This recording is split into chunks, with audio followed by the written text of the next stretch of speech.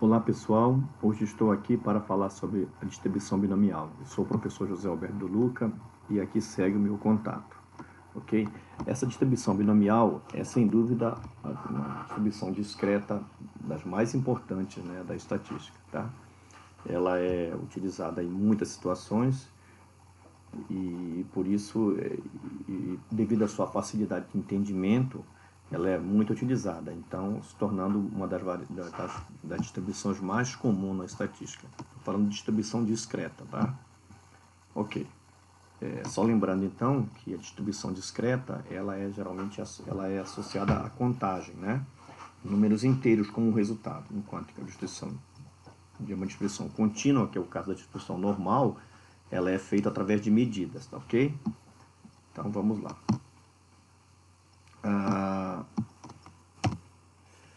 Chamamos de variável aleatória discreta aquela variável que toma valores que podem ser contados, isto é, aquela para a qual o conjunto A é um conjunto finito ou infinito enumerável, tá certo? Então, você pode ter resultados, né, dessa forma, ou você pode ter um resultado que, por exemplo, aqui o conjunto dos naturais, só que, apesar de ser infinito, ele é enumerável, tá certo? Ele é enumerável. Então, essa variável aleatória discreta se aplica nessa situação. Bom, a melhor forma de a gente explicar esse conceito é associar um exemplo real, né? Então, vamos considerar um dado, que é comum, né, em jogo de tabuleiro, né? E ele é o melhor exemplo para essa variável aleatória discreta finita. Pois aqui, todas as vezes que eu lançar o dado, né, ele sempre nos dará um valor inteiro. Não existe a possibilidade dele que caia de lado, nos dando um valor surpreendente, como 2,55, 2,6, 3,1, etc. O resultado vai ser sempre 1, 2, 3, 4, 5 ou 6. Ou, por exemplo, também o lançamento de uma moeda. Você sempre vai ter cara ou coroa, tá certo? Então, é nesse sentido que a gente vai trabalhar essa distribuição binomial. Seguindo. A distribuição binomial, ela é usada, esse termo, né, é usado para designar situações em que o resultado de uma variável aleatória pode ser agrupado em duas categorias: sucesso e fracasso. Ou seja, eu só tenho essas duas possibilidades, né? Sucesso e fracasso, que são mutuamente exclusivas, né? A probabilidade binomial é útil para determinar a probabilidade de um certo número de sucessos em um conjunto de observações. Às vezes a gente fala em binomial, as pessoas podem associar isso. Ah, então eu só posso ter sucesso 0 ou 1, tipo, lançar uma moeda cara ou coroa. Não, não necessariamente. Você poderia, por exemplo, jogar um dado e associar o teu sucesso a uma das faces, por exemplo. Ah, a minha face 3 vai ser o sucesso. Então, a minha face 3 é sucesso e todas as outras faces seriam fracasso, ok? Então, veja que você pode combinar esse sucesso e fracasso de várias formas aí, ok? Bom, para que a gente consiga aplicar esse modelo, né, essa distribuição binomial, nós temos aqui 4 suposições que precisam ser satisfeitas para que esse modelo possa ser aplicado, tá?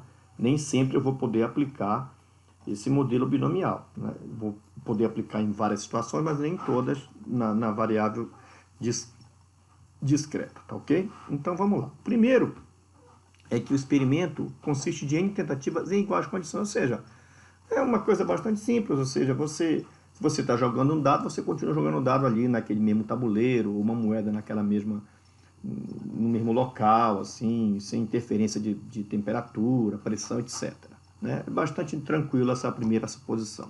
A segunda é, cada tentativa tem um resultado entre dois possíveis, sucesso e fracasso. Se eu estiver lançando uma moeda, né, eu só posso ter, e eu fixar, por exemplo, a cara como sucesso, então eu vou ter que cara é sucesso e coroa é fracasso. Eu só posso ter esses dois resultados, não posso ter mais nenhum resultado aqui, tá ok? As probabilidades de sucesso, que a gente chama de P, e de fracasso, 1 menos P, permanece constante em todas as tentativas. Isso aqui é muito importante, porque em muitas situações, por exemplo, nas urnas, eu não consigo usar a binomial. Por quê? Porque quando eu retiro sem reposição, eu estou mudando a probabilidade de ocorrência de alguma cor, ou algum número, etc., lá na urna. Agora, se a urna diz retira-se e repõe, né? Ou seja, retiradas com reposição, então eu posso usar binomial. Tá ok? Quando eu tenho reponho, eu restabeleço a probabilidade de ocorrência. Então, aí eu consigo utilizar esse modelo binomial, tá? No caso da moeda, por exemplo, mesmo que você jogue a moeda 100 vezes, a probabilidade de cara ou de coroa vai permanecer a mesma. Aqui não estou discutindo se a moeda é honesta ou não, tá? Eu estou apenas dizendo que a probabilidade permanece, tá ok? Os resultados são independentes uns dos outros. Novamente, quer dizer, se eu já joguei 10 vezes a moeda e deu uma certa combinação de caras e coroas, a probabilidade de dar cara e coroa de novo é a mesma, tá certo? Ah, uma mãe teve 3 filhos meninos. Qual a probabilidade de nascer menino? É a mesma diante de ter qualquer um. Porque a probabilidade de homem e mulher no nascimento é aproximadamente 50%. Não muda. Tá ok? Então vamos lá. Vamos então falar de de onde surgiu essa distribuição binomial, né? Qual que é o primórdio dela? Na verdade, ela vem de um modelo chamado variável aleatória Bernoulli, né? Que é onde o x, né? Esse x ele assume apenas 2 valores, ou seja, o 0, que é o sucesso, o 0, que é o fracasso, e o 1, que é o sucesso, tá certo? Ou seja, quando você joga a moeda, como eu já falei no dia anterior, ou ela dá sucesso ou dá fracasso. Eu vou associar 1 para sucesso e 0 para fracasso, tá? A distribuição de probabilidade da Bernoulli é essa que está aqui, ó.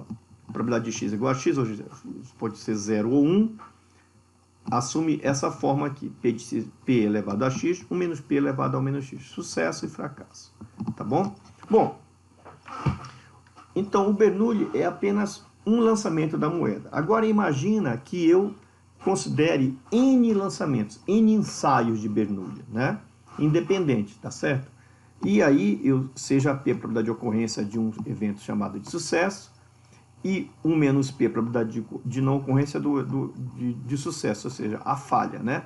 A variável x, que conta o número de sucessos, a gente diz que ela é uma binomial, com parâmetros n e p em sua função de probabilidade. O que é parâmetro de uma distribuição? Os parâmetros são as informações que eu preciso para determinar por completo a distribuição. Ou seja, se eu tiver o n e o p, tá, dessa distribuição de Bernoulli, aliás, dessa distribuição binomial, eu consigo determinar qualquer probabilidade. Então, por isso que são conhecidos como parâmetros, tá ok? Bom, então o que acontece? O x aqui eu vou contar o número de sucessos. E o n, né, é o número de lançamentos. Suponha, por exemplo, que eu lancei 10 vezes a moeda e quero obter 6 sucessos. Então, eu vou ter essa função de probabilidade aqui para calcular. P de x igual a 6, 10, 6 a 6, 6 o quê? Sucessos e n menos 6, 4 fracassos. Olha, isso aqui, então, essa primeira parte, que é a combinação, é o número de formas que eu posso obter 6 sucessos em 10 lançamentos. Eu vou ter que fazer uma continha. Isso aqui é uma combinação de 10, 6 a 6. Eu vou ter 6 sucessos, ou seja, P elevado a 6, e vou ter 4 fracassos, ou seja, 1 menos P elevado a 4. Ok? Tá bom. Agora vamos ver um exemplo, né? Aliás, vamos ver uma definição antes do exemplo, que é para ficar mais claro ainda do que eu acabei de falar. Bom, a probabilidade de x, a gente lê, probabilidade de obter exatamente x sucesso em n provas, né? Onde n é o número de provas ou de experimentos, etc., né? X é o número de sucessos em n provas, P é a probabilidade de sucesso em cada uma das n provas, e o menos P é o fracasso em cada uma das n provas. É fácil verificar que a média dessa distribuição é dada por NP e a variância é dada por NP, 1 menos P. Tá ok? Ok. Bom, vamos a um exemplo então para a gente entender melhor como é que se aplica essa distribuição. Tá. A pergunta é, qual é a probabilidade de ao menos 3 caras em 5 lançamentos de uma moeda honesta? Bem básico, né? Bem básico para a gente entender. Bom, vamos admitir que se a moeda é honesta, então o P é constante igual a meio. Os lançamentos são independentes e apenas 2 resultados possíveis, então cara ou coroa. Então, dado que eu tenho as suposições atendidas, eu posso aplicar o modelo binomial. Tá ok? Então vamos lá, aplicar o modelo binomial. Então o que eu estou querendo o quê? Eu vou definir x com o número de caras em 5 lançamentos. Então, como eu quero que ao menos 3, ou seja, pelo menos 3, ou seja, 3 4 ou 5. Então, eu vou somar essas três probabilidades para obter a probabilidade que eu quero aqui, tá? E como é que eu faço isso? Bem, para calcular essas probabilidades, eu vou usar a fórmula que a gente viu aí no slide anterior, né? Combinação de nx a x, p elevado a x, 1 menos p elevado a n menos x, tá ok? Vamos calcular aqui para 3, essa primeira parte aqui, para x igual a 3. Então, vai ser a combinação de 5, 3 a 3, p elevado a 3, 1 menos p elevado a 5 menos 3, tá certo? Essa continha aqui, né, ela vai me dar 10 sobre 32, tá ok? Não é difícil de você fazer, no próximo exemplo eu vou mostrar isso aqui um pouco mais aberto, tá ok? Então, aqui eu tenho 10 sobre 32. Eu calculei as outras também, né, as outras probabilidades. Essa aqui deu 5 sobre 32 e essa deu 1 sobre 32. Somando as três, eu tenho 16 sobre 32, que me dá meio, ou seja, 50%. A chance de obter 3 caras em 5 lançamentos é 50%. Tá? Bom, vamos ver um exercício agora. Os dados de uma pousada em Monte Verde mostram que 90% dos hóspedes reservam, né, pacote para o feriado da Independência, sistematicamente comparecem ao check-in. A pousada tem 11 chalés. Então, aqui, o que eu estou dizendo? Eu estou dizendo o seguinte, ó, eu tenho 11 chalés e eu sei que 90% dos hóspedes que reservam, né, comparecem. 10% deles não vêm cumprir a reserva, tá ok?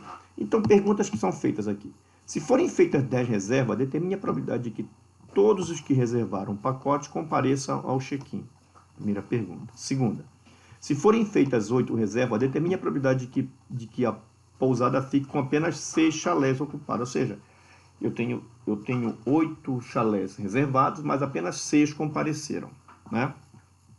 E, finalmente, você venderia reservas além do número de chalés, provocando o famoso overbooking, né, para diminuir a possibilidade de ficar com o chalé vazio?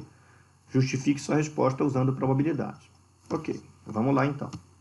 Primeiro, se forem feitas 10 reservas, determine a probabilidade de que todos que reservaram um pacote compareçam ao check-in. Ou seja, eu vendi 10, eu reservei, foram feitas 10 reservas e todos compareceram à reserva, graças a Deus, aí para o dono da pousada, né? Então, X seria o número de clientes que comparecem ao check-in, ou seja, X igual a 10. A probabilidade já foi dada, é 90%, 0,9. E o número de reservas que foram feitas é 10. Tá ok? Então, vamos calcular a probabilidade desejada aqui. Px igual a 10, então fica 10, 10 a 10. P elevado a 10, né? 10 sucessos e, no caso aqui, 0 fracassos. A primeira coisa que eu tenho que resolver é essa combinação aqui. Mas só pensando um pouco antes de resolver, a gente tem o seguinte, ó. De quantas formas, né? Quais são as combinações que eu posso fazer para que haja 10 comparecimentos em 10 reservas? Só tem uma forma, né, de acontecer isso aqui, tá certo? Ou seja, todos vieram, eu não tive nenhum fracasso, que é exatamente o que está subscrito aqui na probabilidade de fracasso, né? Então, esse 10, 10 a 10 é escrito dessa forma, né? 10 fatorial sobre 10 fatorial, 10 menos 10 fatorial. Lembrando que 0 fatorial, por definição, é igual a 1, então essa massa toda aqui dá 1. Aqui vai dar 1 também, né? Porque é elevado a 0, então você vai ficar apenas com 0,9 elevado a 10. E esse valor vai te dar 0,3487, 34,87%. Portanto, né, a probabilidade de que todos que reservaram o pacote compareçam ao check-in é de 34,87%. Tá ok? Vamos passar então para a próxima letra, para o próximo item. Letra B. Se forem feitas 8 reservas, determine a probabilidade de a pousada ficar com apenas 6 chalés ocupados. Tá certo? Bom, agora eu quero apenas 6 chalés ocupados em 8 reservados. A probabilidade continua a mesma, 0,9, ou seja, 90%. Então, vamos lá calcular essa probabilidade desejada. Bom, x igual a 6. Então, eu tenho 8, 6 a 6, ou seja, de quantas formas eu posso ter 6 comparecimentos em 8 reservas. Tá? 6 sucessos e... Opa, aqui é 2, né? Dá 8 menos 2. É 8 menos 6 aqui, não 8 menos 2 aqui, tá? Vou corrigir aqui, tá? É 6 aqui. Então, 6, 8 menos 6, 2 fracassos, ok? Então, vamos escrever, ó, 8 fatorial sobre 6 fatorial, 8 menos 6 fatorial. 0,9, que é o sucesso, 6 sucessos, né? E 2 fracassos. Aqui já está corrigido. Vamos lá, continuando o cálculo. Então, eu vou abrir essa fatorial de forma que eu possa cancelar aqui o 6 fatorial. Então, fica 8 vezes 7 vezes 6 fatorial, para poder cancelar com o 6 fatorial aqui de baixo. E o 2 fatorial é 2 vezes 1. Então, aqui eu faço 8 vezes 7, 56, por 2 daria 28 isso aqui, tá? Que multiplicado por 0,9 à sexta e 0,1 ao quadrado vai me dar 0,1488, ou seja, 14,88% de probabilidade de a pousada ficar com apenas 6 chalés quando houveram 8 reservas, tá certo? E finalmente nós temos aqui o item C. Você venderia reservas além do número de chalés, provocando o famoso overbooking, para diminuir a possibilidade de ficar com chalés vazios? Tá? Isso aqui é comum acontecer nas empresas aéreas, né? Mas lá a probabilidade de comparecimento é bem menor que nessa pousada aqui. Tá ok? Então sejam X número de clientes que comparecem ao check-in. Então eu vou usar 12, ou seja, se eu vender 12 e comparecer 12, eu já vou ter overbooking. Então vamos fazer com 12 para ver qual é essa probabilidade, tá bom? P, a probabilidade de comparecer ao check-in continua a mesma. E o número de reservas feitas, ou seja, eu reservei 12 e veio todos os 12 para o azar do dono da pousada, né? A probabilidade desejada seria X igual a 12, 12 a 12, né? P, 12 sucessos e nenhum fracasso. Então, 12, né? Isso aqui vai dar 1, a gente já viu no exemplo anterior, né? 12. 12 a 12 só tem uma possibilidade. 0,9 elevado a 12, 12 sucessos e nenhum fracasso. Fazendo essas continhas, eu vou obter 0,2824, o que me dá 28,24%. Ou seja, pensando em termos comerciais, 28,24% é uma chance bastante elevada. Então, o conselho que eu daria ao dono dessa pousada é que não vendesse mais de 11, que não permitisse mais de 11 reservas para a sua pousada. Porque ele pode ter problemas sérios aí. Tá ok? Então, era isso por hoje. Espero que tenha ajudado. Obrigado pela disposição aí em ficar até o final do vídeo. E em breve teremos outros vídeos aí com outras distribuições. Valeu!